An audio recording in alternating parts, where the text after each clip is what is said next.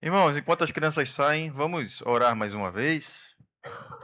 Eu queria só lhe pedir um pouco de compreensão. Por alguma razão, não sei se tem a ver com a trilha ontem, eu estou com um pouco de falta de ar, mas então pode ser que eu fique um pouquinho mais ofegante aqui hoje.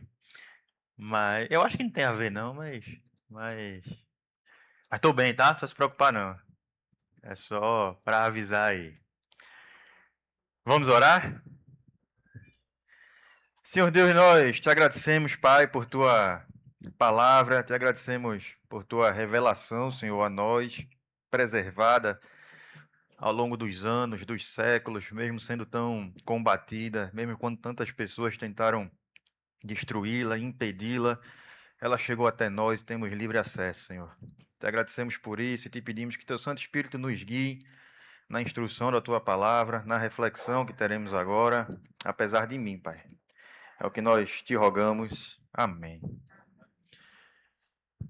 Irmãos, a gente está aqui na igreja numa série de mensagens, na verdade, sobre as perguntas de Jesus, né?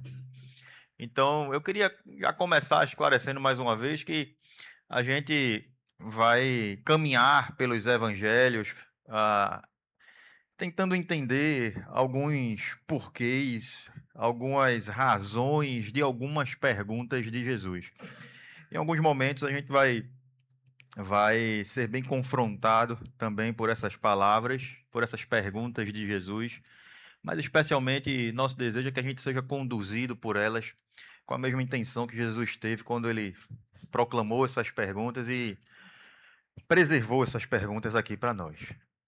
E eu queria começar dizendo algo que todo mundo sabe, todo mundo conhece. Todo pecado é grave. Por menor que seja, qualquer quebra da obediência a Deus, qualquer quebra da lei do Senhor, qualquer quebra de qualquer instrução deixada para nós, por menor que a gente considere, não há essa hierarquia diante do Senhor. É uma quebra das determinações do Senhor, é uma quebra da comunhão do Senhor e, e é um pecado. E o pecado traz a mesma consequência diante de Deus, eh, nos separou dele. Claro que aqui na Terra, aqui no nosso mundo, aqui onde nós vivemos, nós teremos consequências diferentes por conta do pecado que a gente cometeu. Nós colheremos coisas diferentes. Por isso, alguns pecados, eles carregam algumas dores que são muito particulares. Algumas dores que caminham junto com essa nossa consciência da gravidade do pecado em si, por si só, por ser pecado. Às vezes, além de desobedecer ao Senhor, a gente sabe que a gente feriu alguém. A gente sabe que a gente feriu alguém que a gente ama. A gente desobedeceu ao Senhor e nessa desobediência a gente feriu alguém que a gente ama. E aí, nesses casos, surge também, muitas vezes, esse sentimento de angústia por conta dessa situação. A gente começa a carregar questões com a gente, como é que vai ser daqui para frente? Será que ainda vai ter proximidade? Será que ainda vai ter confiança? Será que ainda vai ser possível a gente caminhar junto? Talvez você já tenha experimentado isso de alguma forma, em alguma relação. Você sabe que errou, não está tentando se justificar. Você ama aquela pessoa, deseja estar por perto, mas ao mesmo tempo você sabe que alguma coisa importante ali se quebrou e tem o sentimento de que não é tão simples restaurar aquilo. Às vezes não sabe nem se vai ser possível. Eu começo falando isso aqui porque existe esse pano de fundo no texto que a gente vai ler. E eu queria lhe convidar a abrir a sua Bíblia, lá no Evangelho de João, capítulo 21, versículo 15. Nós vamos ler do versículo 15 até o versículo 19.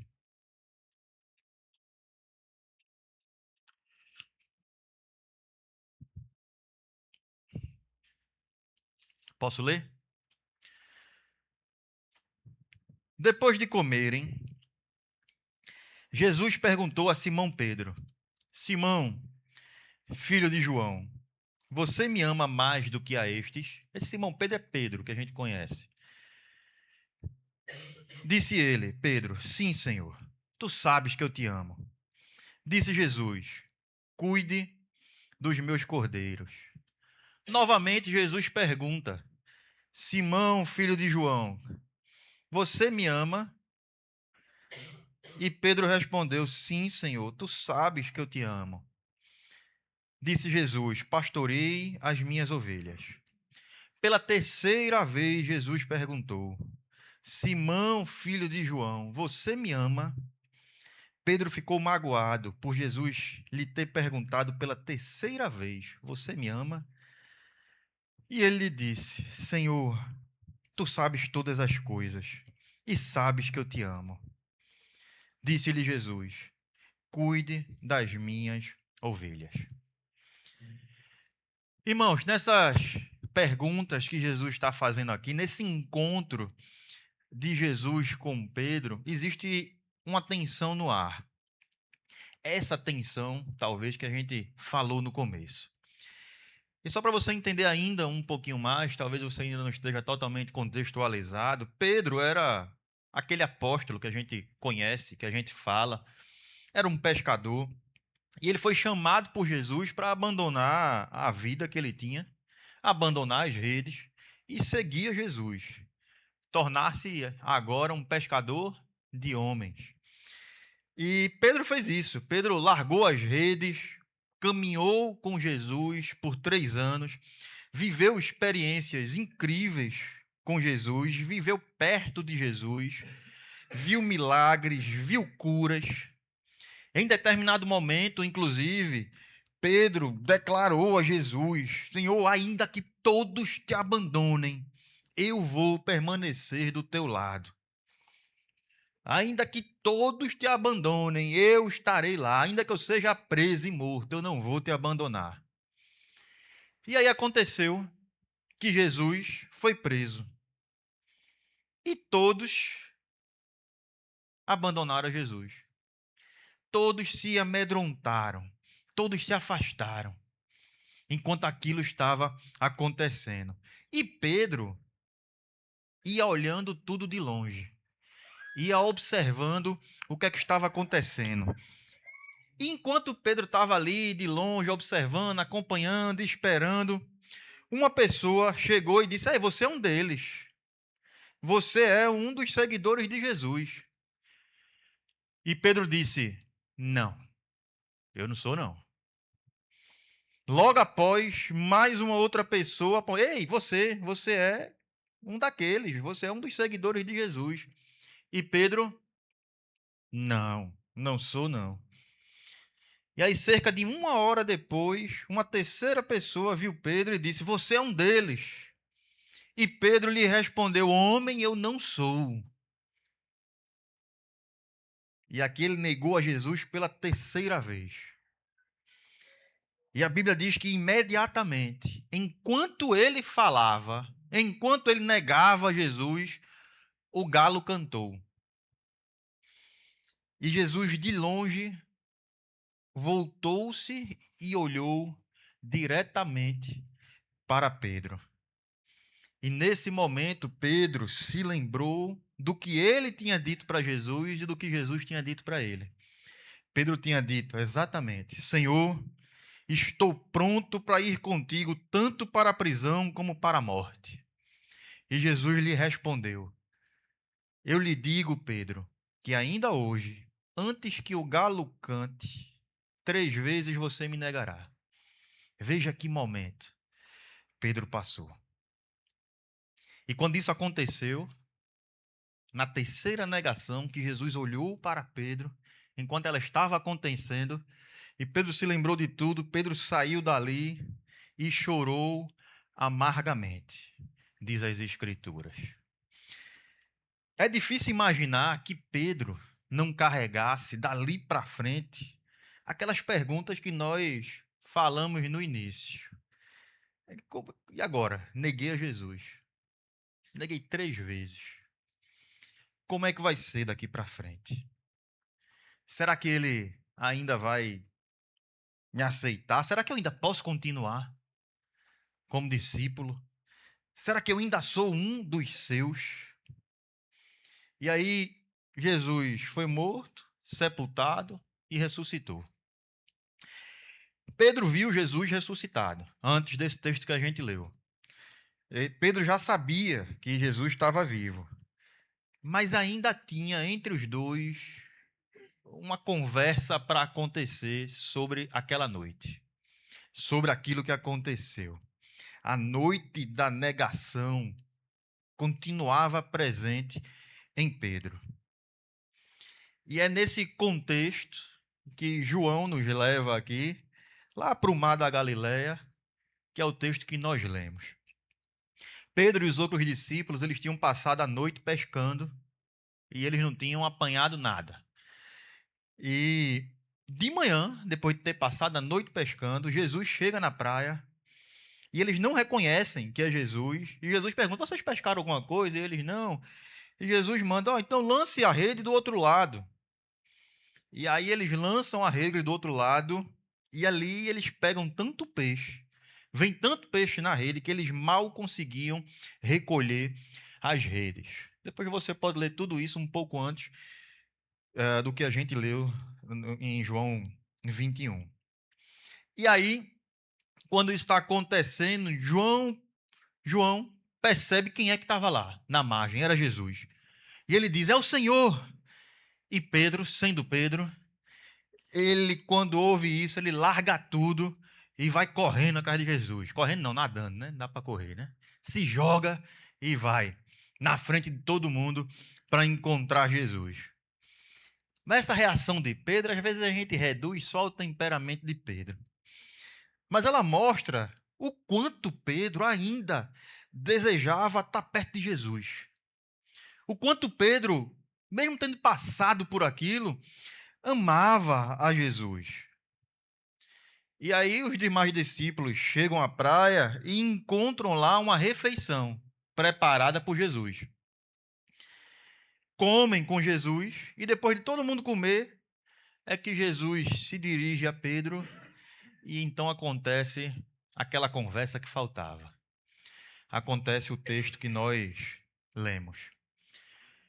Jesus podia ter começado esse diálogo perguntando a Pedro: Pedro, por que você me negou? Jesus podia recordar: Pedro, você fez promessas profundas. Disse que me amava mais que os outros. Disse que por mim iria até para prisão e morte. E você quebrou a sua promessa. Por que você fez isso?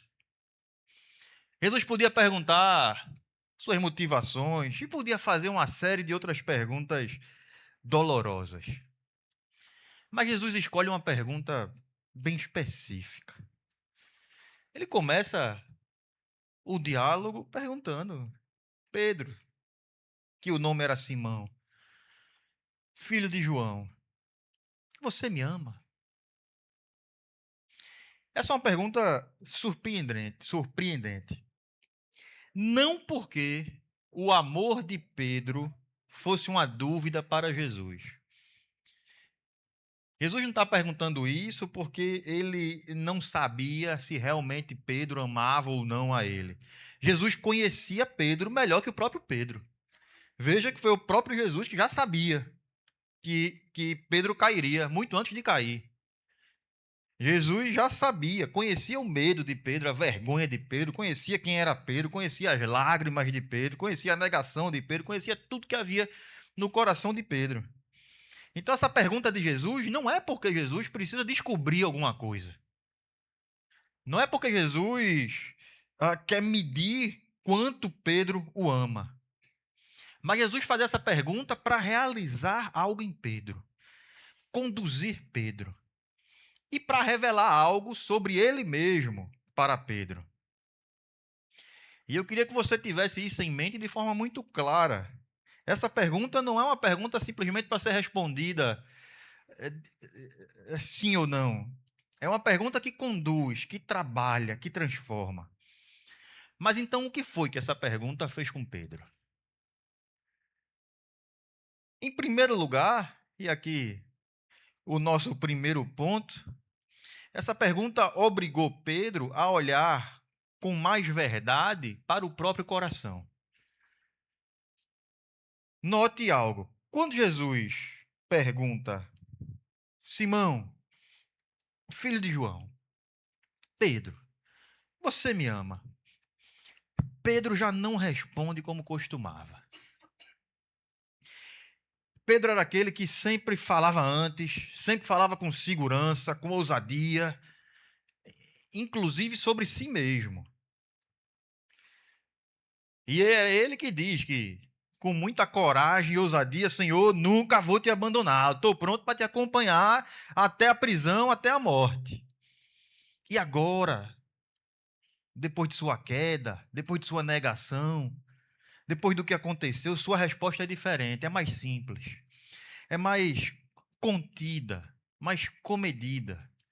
É, Senhor, tu sabes que eu te amo. Ponto. Pedro já não é aqui mais impetuoso, já não faz promessas como costumava fazer. Parece que aquela situação que ele enfrentou desfez um tanto de sua autoconfiança exagerada. Pedro amava Jesus. E a sua negação não significa que todo o seu caminhar com Cristo tinha sido uma mentira. Aqui nós vimos um homem que continuava desejando estar perto de Cristo, que se entristecia com o seu pecado, se entristecia profundamente, e que, mesmo carregando todo esse peso do que aconteceu, ele diz: Senhor, tu sabes que eu te amo. Mas Pedro precisava aprender que amar a Jesus não o tornava imune a, a não praticar pecado. Não lhe tornava invencível. Não lhe tornava incapaz de fazer coisas que até mesmo ele duvidava. E essa é uma verdade que a gente precisa receber com muita seriedade. Às vezes, a gente imagina que certas quedas só acontecem com pessoas que nunca amaram verdadeiramente a Cristo. A gente olha para situações, a gente ouve sobre situações e a gente pensa logo, rápido, pronto. Eu jamais faria isso. A minha fé é diferente. Eu sou forte demais. Meu amor por Cristo, meu amor pelo Senhor jamais permitiria que eu fizesse isso. Me parece que Pedro acreditava em algo parecido com isso. Senhor, os outros podem te negar, mas eu não. Jamais. Ainda que eles te neguem, ainda que eles te abandonem, o meu amor por ti não permitirá que eu te negue jamais. Contigo eu vou até a prisão. Contigo eu vou até a morte. Então a gente vê que o que Pedro passou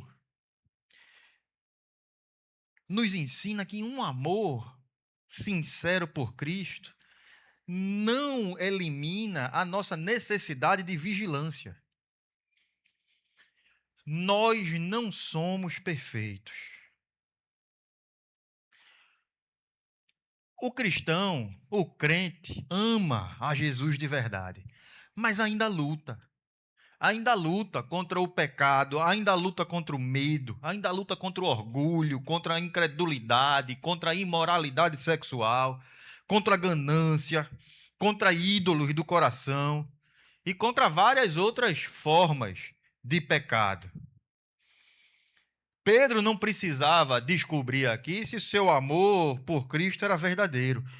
Pedro precisava, neste momento, compreender que a sua relação com Cristo não seria sustentada pela força do seu próprio amor,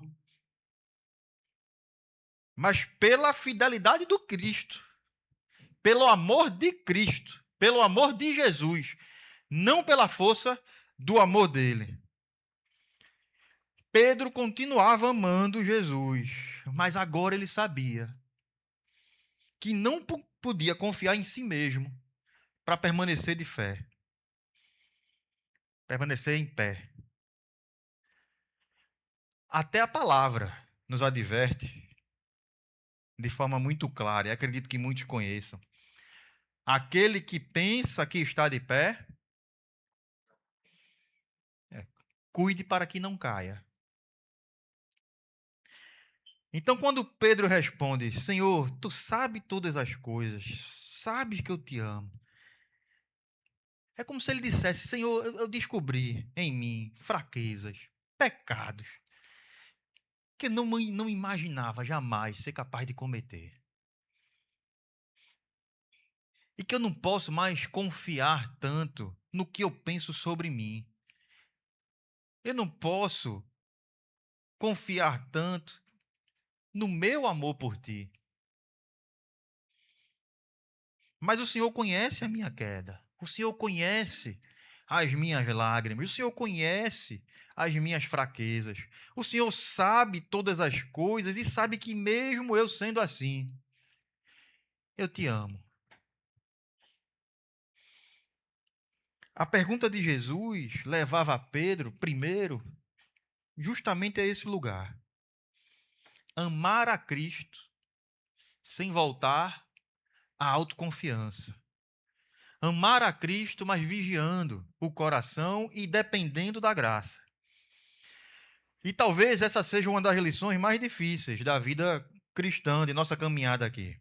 A gente pode estar sinceramente disposto, por amor a Cristo, a obedecer a Ele. E por conta disso, a gente não perceber os perigos que nós carregamos dentro de nós. A gente pode conhecer a verdade, a gente pode servir há muitos anos, a gente pode ter experiências reais, sinceras, verdadeiras com Deus, e ainda assim guardar dentro de nós muita coisa que desagrada a Deus.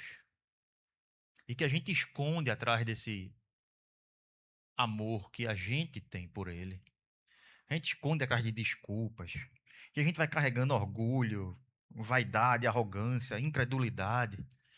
Áreas que, se não forem realmente expostas e vigiadas, podem nos conduzir a quedas que nós julgamos impossíveis hoje. Pode nos conduzir a situações que nós um dia dissemos: eu jamais faria isso. Isso aí quem faz são os outros. Mas eu amo a Jesus, eu jamais faria.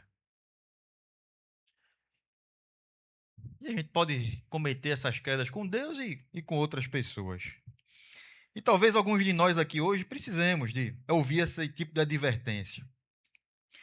Nunca diga com tanta facilidade: isso nunca aconteceria comigo. Eu jamais faria isso. Inclusive, olhe para a sua vida hoje. Talvez você esteja negando situações, esteja dizendo: isso não está acontecendo, isto não é assim, quando na verdade aquilo está se desenvolvendo através da sua vida ou na sua vida. Não pense que o tempo de igreja, o conhecimento bíblico, o ministério que você serve, as experiências que você já teve, o coloca acima de qualquer pecado. De qualquer pecado.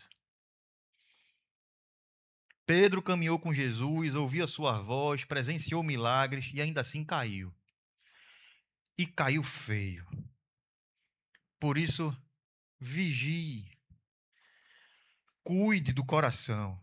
Não alimente pecados, inclusive pecados que às vezes parecem pequenos, imaginando que permanecerão pequenos, que permanecerão contidos.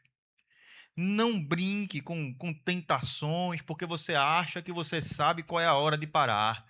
Porque você acha que sabe até onde você pode ir, o que é que você pode fazer. E não deixe de se autoexaminar, porque você parte do pressuposto sempre que você não erra, porque você ama demais ao Senhor. Só os outros são capazes de errar.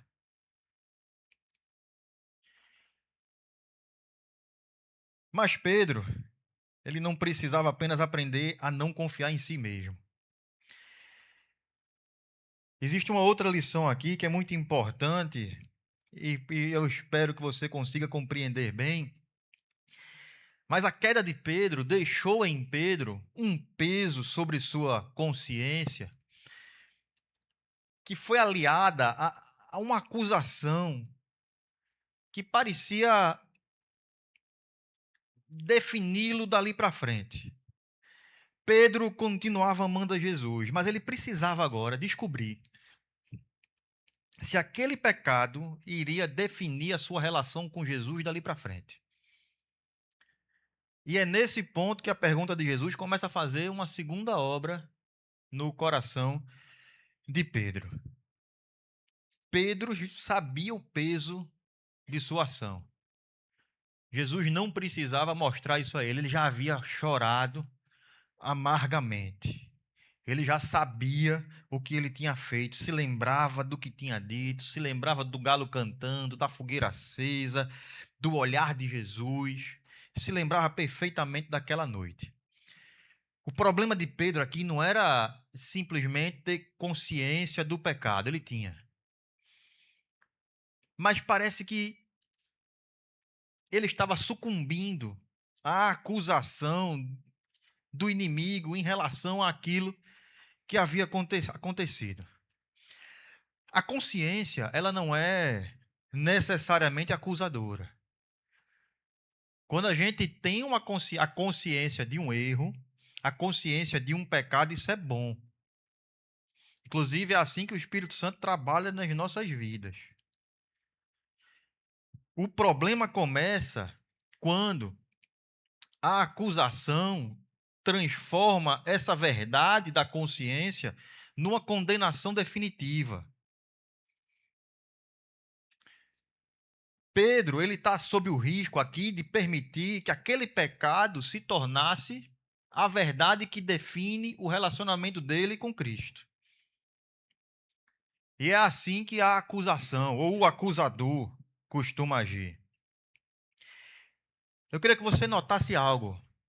Isso não é tão claro entre os teólogos que discutem esse texto, mas há uma boa aderência ao entendimento de que talvez Pedro tivesse abandonado o ministério.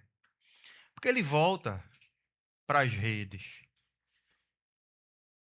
Ele volta para aquilo que ele fazia antes. Talvez haja essa evidência aqui. E parece que Pedro está deixando para trás aquela vida de ministério, de apóstolo, de servo do Senhor, por conta do pecado que ele tinha cometido. Ele está sob o risco de permitir que aquele pecado seja a verdade mais importante da sua vida. E a acusação nas nossas vidas, do acusador, do inimigo, do diabo, que é o acusador, costuma agir assim. Costuma pegar algo verdadeiro e dizer: você pecou. Isso é verdade. Mas depois acrescenta algo que não vem de Deus. Diz: agora isso é tudo que você é. Você pecou e não tem mais jeito. Pedro tinha pecado, tinha negado Jesus. Isso é grave. Isso é um pecado real. Mas Pedro era alguém alcançado pela graça. Era alguém que pertencia a Cristo. Era alguém amado e guardado por Jesus. A sua queda era parte da sua história, mas não era maior do que a obra de Cristo na sua vida. Nós, porém, muitas vezes caímos nisso. Fazemos isso com facilidade, fazemos isso conosco, caímos na acusação e nós fazemos isso também com os outros. Uma pessoa cai e dali para frente, dali em diante, tudo que a gente enxerga nela é a queda. É o pecado. É aquilo que aconteceu.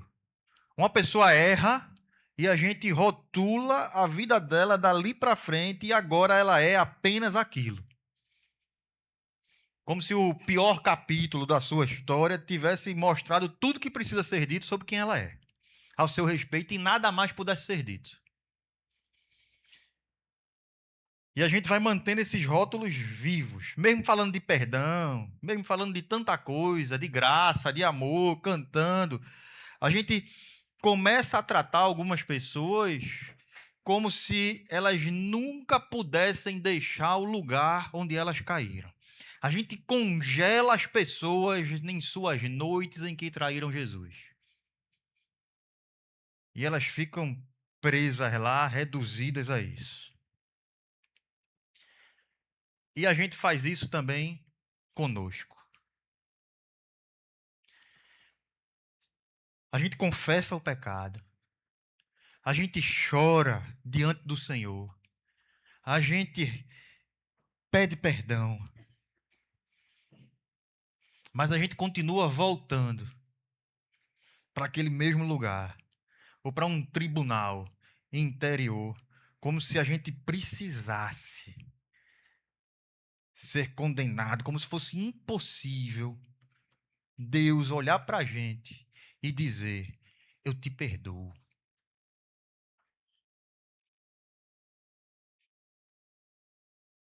Porque meu filho foi condenado no teu lugar. E poder olhar para a gente como limpos, perdoados, renovados, santos.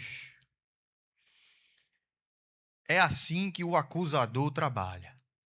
Ele nos mantém olhando para o pecado, depois que deveríamos estar olhando para a graça de Cristo, para a obra de Cristo. Ele não quer somente que a gente reconheça o que a gente fez, quer que a gente acredite que depois daquilo que a gente fez, não tem mais caminho. E a gente não pode mais pertencer ao Senhor, pertencer ao seu povo. Parece que Pedro está preso naquela noite. Parece que Pedro está preso nesse lugar. E é nesse lugar que Jesus pergunta: Pedro, você me ama? Com essa pergunta, Jesus não está mais permitindo que Pedro fuja da verdade. Não está conduzindo Pedro a negar o que aconteceu, mas está conduzindo Pedro para uma verdade maior. Pedro precisava responder a essa pergunta para se lembrar do próprio amor de Jesus. Enquanto a acusação se repetia na sua cabeça, imagino que ele carregasse esse peso. Você o negou, você o negou, você o negou. Cristo estava diante dele dizendo: fale comigo. Como é hoje? Enquanto a acusação, o acusador tentava encerrá-lo naquela noite de traição, Jesus trazia Pedro para aquela manhã de restauração. Jesus conduzia ele a reconhecer que a graça ainda estava disponível, ainda estava presente, ainda preservava a sua vida, ainda preservava o amor por ele, mesmo depois de ter errado. A pergunta não torna, repito, por favor, não pense isso, não torna a queda de Pedro em algo menos grave. Não elimina as consequências do que Pedro fez, mas impede que a culpa ocupe o lugar da graça.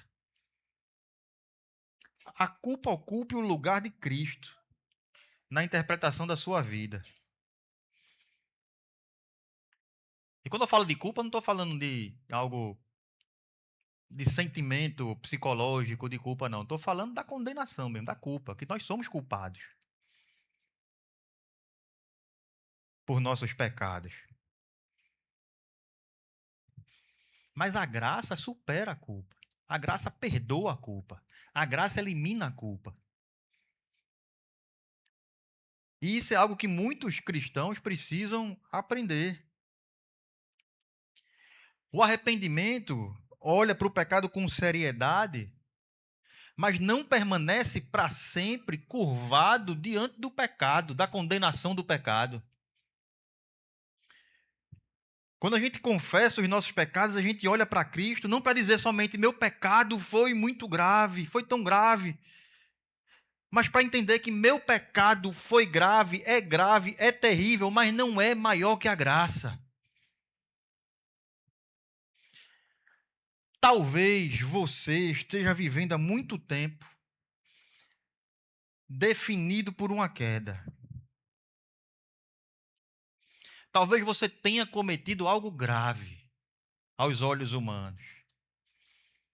Talvez você tenha errado e errado feio diante do Senhor, diante das pessoas. E você tem sido impedido de se aproximar de Cristo por conta das acusações que você carrega na sua cabeça. Você até entende que os outros podem ser restaurados, os outros podem ser perdoados, os outros podem ter recomeços, mas você não. Você sabe que Cristo recebe pecadores, mas encontra dificuldade para crer que ele também o receba, depois de tudo que você fez e que ele conhece ao seu respeito. É exatamente esse lugar que a acusação tenta nos prender, que o acusador tenta nos prender. Cristo conhece perfeitamente a gravidade de nossos pecados. Conhecia perfeitamente a gravidade do que Pedro tinha feito, mas não reduziu Pedro àquele pecado. Quando Jesus faz essa pergunta e a repete, Jesus começa a tirar Pedro daquele lugar que onde ele estava sendo mantido preso. Pedro não podia mudar o que tinha acontecido, mas também não precisava viver como se aquela noite fosse a palavra final sobre a sua relação com Cristo. E enquanto as perguntas se repetem, Pedro ele começa a descobrir que Cristo também não trouxe ali somente para tratar do seu passado, mas para mostrar que ainda havia um caminho à frente com ele. Depois de cada resposta de Pedro, Jesus lhe entrega novamente uma responsabilidade.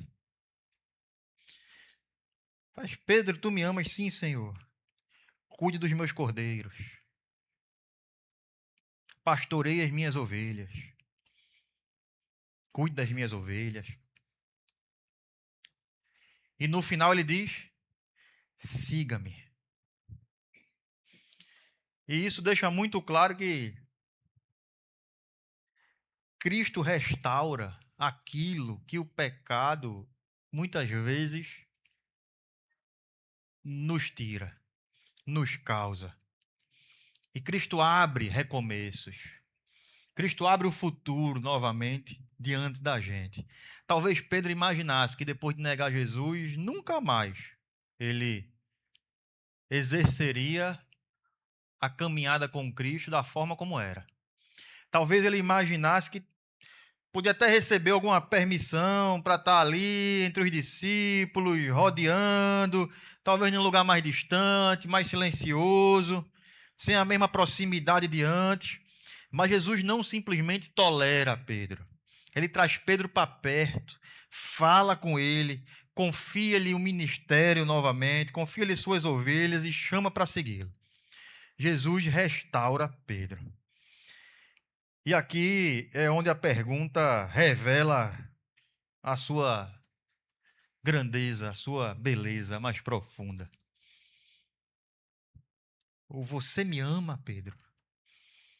Não levou Pedro somente para descobrir o quanto ele ainda amava Jesus, não. Levou Pedro para descobrir o quanto Jesus o amava. O que o amor de Jesus ainda faria com ele. Pedro tinha falhado. Jesus não.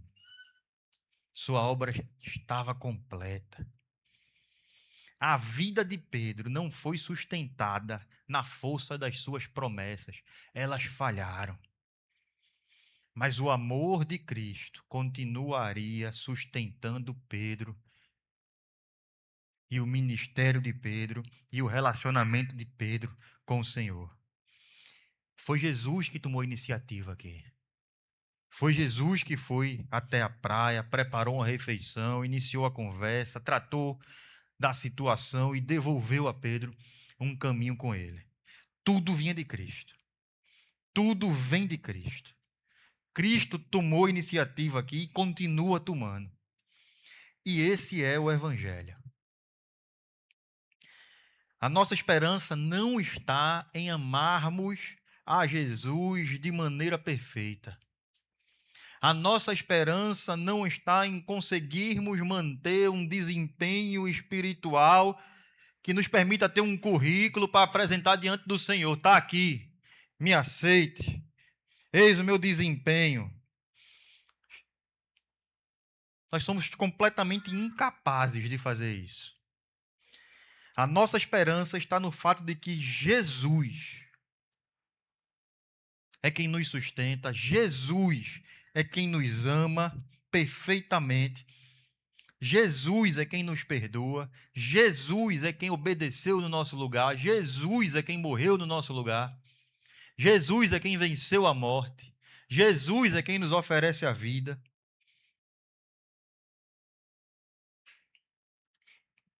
E Jesus é quem nos chama, Jesus é quem nos quer. E ele não nos ama e nos quer porque ele desconhece quem a gente é, não. Ele nos ama e nos quer conhecendo tudo ao nosso respeito, conhecendo nossos pecados, inclusive aqueles pecados que os outros não viram, que os outros não sabem. Ele conhece nossas promessas quebradas a ele e aos outros, conhece a distância entre aquilo que a gente descrê e a forma como a gente vive, muitas vezes, conhece áreas do coração que nos envergonham e que ninguém conhece. E foi conhecendo tudo isso que ele caminhou para a cruz por amor, para fazer a obra dele por nós. Jesus morreu, e por favor entenda isso, às vezes a gente fala de forma tão abstrata. Jesus morreu por pecadores reais, por gente feito eu e você. Às vezes a gente pega aquela palavra pecadores e bota tão longe da gente. Morreu por gente feito eu e você, gente culpada, gente de verdade, mas fraca e incapaz de se salvar, incapaz de se sustentar, incapaz de apresentar um amor perfeito de volta a Ele. E a cruz não foi uma resposta à grandeza do nosso amor, não. A cruz foi uma demonstração da grandeza do amor dele por nós. Talvez você tenha chegado aqui nessa manhã sabendo que ama a Jesus, mas cansado de sentir que decepcionou a Jesus ou a pessoas a quem você muito ama. Você conhece as promessas de perdão de Jesus, mas ainda vive como se Cristo não pudesse lhe perdoar. Como se com você fosse diferente. Como se para você não tivesse jeito. Porque seu caso é um pouco mais grave do que os outros. Como se depois que Jesus sabe tudo a seu respeito, ele não tem mais o que fazer. Ele não vai mais lhe receber da mesma forma.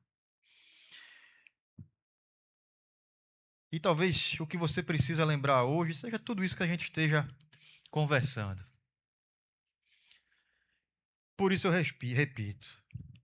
Cristo, ele não o recebe porque seu amor por ele é forte o bastante.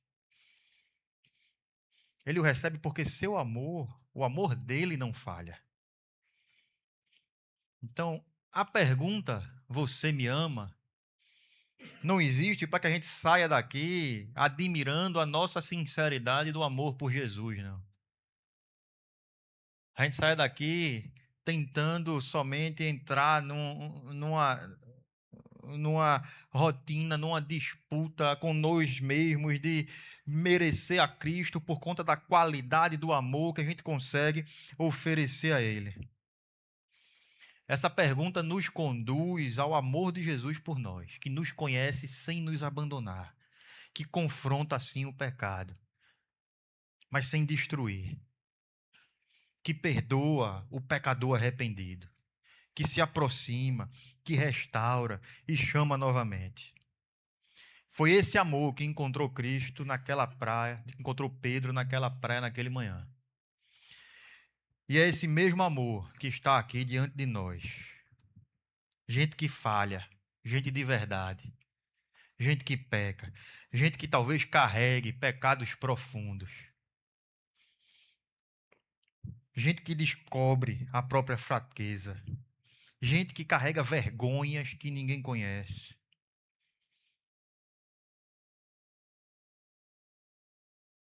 Talvez você precise reencontrar Jesus chamando você novamente para perto, ou parar de ouvir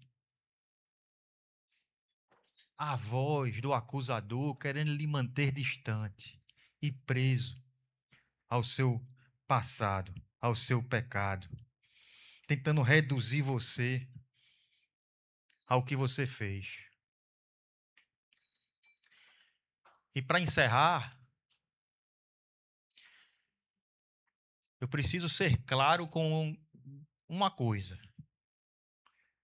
Eu não sei se talvez você possa ter interpretado alguma coisa ou eu não tenha me expressado bem, mas eu não estou aqui de forma alguma minimizando o pecado.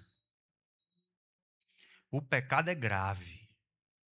O pecado é a pior coisa da nossa existência. O pecado nos separou de Deus e nos torna culpados diante dele, condenados eternamente ao inferno. Qualquer pecado.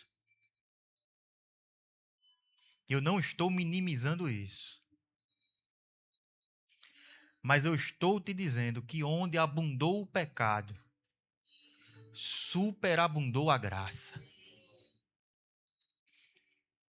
Que o pecado é grave e terrível, mas a graça e o amor de Cristo é muito maior do que tudo isso. E que nenhuma condenação há para aqueles que estão em Cristo Jesus. O pecado não tem o poder de definir quem você é. Se você recebeu a Cristo como seu Salvador. E não importa qual foi o pecado.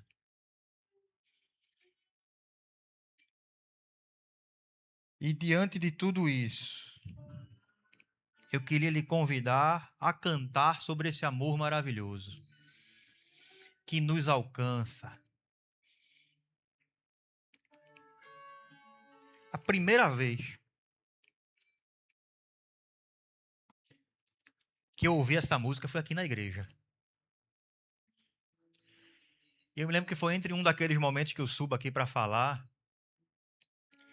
E eu estava aqui embaixo, eu acho que apontando para a Mônica, dizendo: eu não vou conseguir, não. Vou conseguir subir, não, porque meus irmãos eu não conseguia parar de chorar. Olhando para a grandeza desse amor, olhando, logo eu, tão fraco, tão pecador, logo eu. E eu queria que você sentisse esse amor de Cristo individualmente. Pare de pensar pecadores de forma tão abstrata e se coloque diante do Senhor agora como eu, pecador. Eu. E obrigado por tão grande amor.